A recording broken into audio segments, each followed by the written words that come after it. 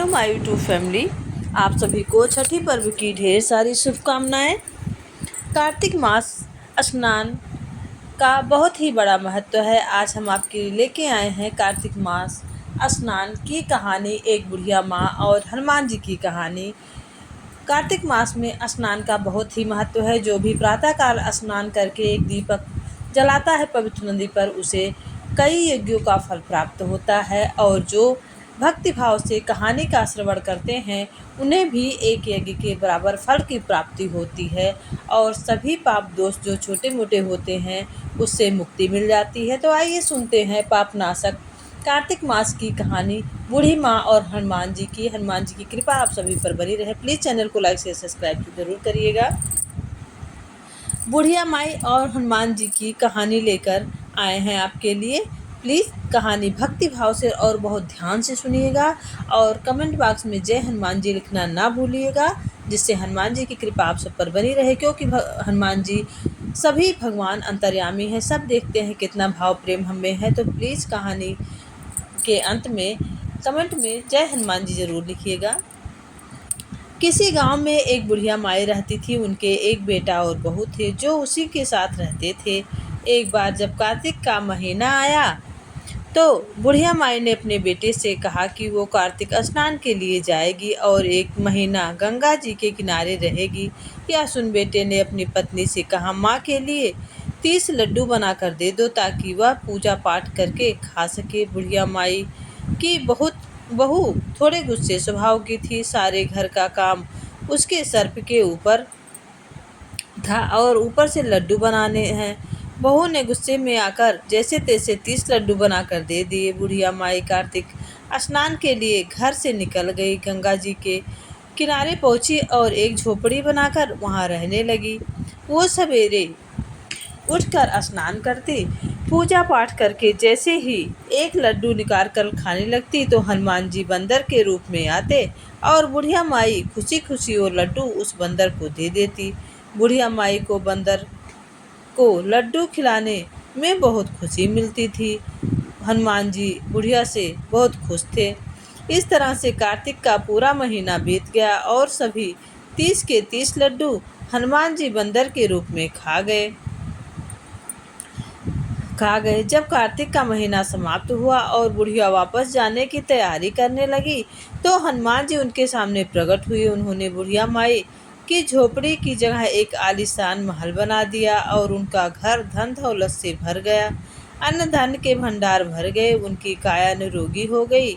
यह सब होने के बाद वह अपने बेटे के पास वापस आई। बूढ़ी माँ को इतना धनी देखकर उसकी बहू ने मन में सोचा कि अगले साल कार्तिक मास में अपनी माँ को कार्तिक स्नान के लिए जरूर भेजूंगी। और अगले वर्ष कार्तिक आने पर उसने अपनी माँ को कार्तिक स्नान के लिए कहा और अपनी सास के धनवान बनने की सारी बात बता दी। बुरे मन से उसकी माँ भी कार्तिक स्नान पर जाने के लिए तैयार हो गई। बहू ने बहुत प्यार से 30 लड्डू देसी घी मेवे डालकर अपनी माँ के लिए बना कर दिए। माँ कार्तिक स्नान के लिए गई और जैसे ही सुबह सवेरे नहाकर लड्डू खाने बैठती तो हनुमान जी बंदर के रूप करके धारण करके उसके सामने आकर बैठ जाते तो पत्थर मारकर उन्हें भगा देती। कहती कि इस एक लड्डू में मेरा पेट तो भरेगा नहीं, तुम्हें कैसे दे दूँ। ये रोज का नियम था। पूरे 30 दिन तक यही चलता रहा। जब कार्तिक का महीना खत्म हुआ, हनुमान जी प्रकट हुए और उन्होंने माँ की झोपड़ी को कूड़े के ढेर में बदल दिया और उसकी माँ को कोढ़िन बनाकर इधर कार्तिक का महीना कोढ़ी बना दिया। इधर कार्तिक का महीना समाप्त हुआ। बहू ने अपने पति से कहा कि कार्तिक का महीना समाप्त हो गया, आप मेरी माँ को गाजे बाजे के साथ लेकर आओ। लड़का जब अपनी सास को लेने गया तो वहाँ देखता है कि उसकी कुटिया की जगह कूड़े का ढेर बना हुआ। लड़के को देखकर हनुमान जी प्रकट होकर बोले, बेटा तुम्हारी माँ ने सच्चे दिल से कार्तिक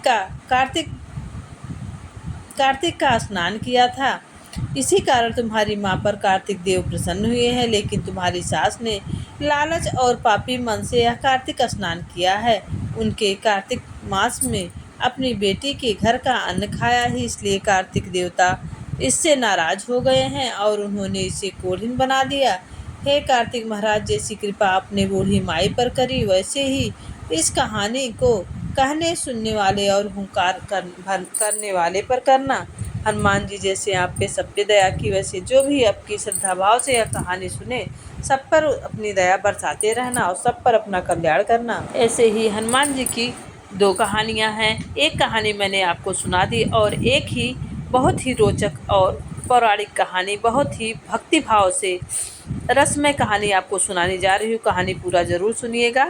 दोनों कहानियाँ ही बहुत ही रसमय हैं और जो भी भक्ति भाव से ध्यान से सुनता है उसकी सभी मनोकामनाएं पूरी होती हैं। तो आइए सुनते हैं दूसरी कहानी। किसी गांव में एक बूढ़ी माँ रहती थी जो हनुमान जी की परम भक्त थी। वे हनुमान जी का पूजन नियम से किया करती थी।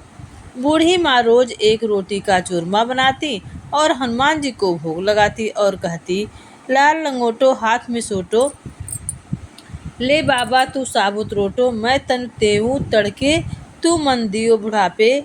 तब बहू देखती कि सासू जी चूरमा बनाकर रोज कहाँ ले जाती हैं। तब एक दिन बहू ने कहा, सासू जी आपको जितना चाहिए आप ले लीजिए, लेकिन गांव में बांटने के लिए चूरमा नहीं है। इसके बाद बहू सास जी के खुद थाली परोस कर देने लगी तो सास जी उसमें से आधा भोग बजरंगबली को लगा देती। बहू ये सब देखती। उसके बाद बहू अपनी सास को चौथाई भोग देने लगी। तभी उसकी सास बजरंगबली को पूरा भोग लगा देती। फिर बहू ने अपनी सास को भोग देना बंद कर दिया। सास भूखी प्यासी कमरे में बंद हो गई। तब रात को हनुमान जी और बोले, लाल लंगोटो हाथ में सोटो, ले माई तू साबुत रोटो।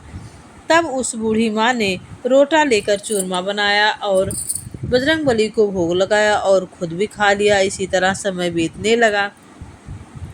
एक दिन बहू ने सोचा कि इतने दिन हो गए सासू बिना खाए पिए हैं, फिर भी मोती तगड़ी हो रही हैं।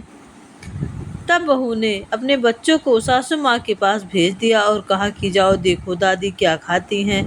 तब बच्चों ने देखा कि हनुमान जी रात में आए, रोटी दिया। बूढ़ी माँ ने चूरमा बनाकर भोग लगाया और उसके बाद खुद भी खाया और बच्चों को भी खिलाया।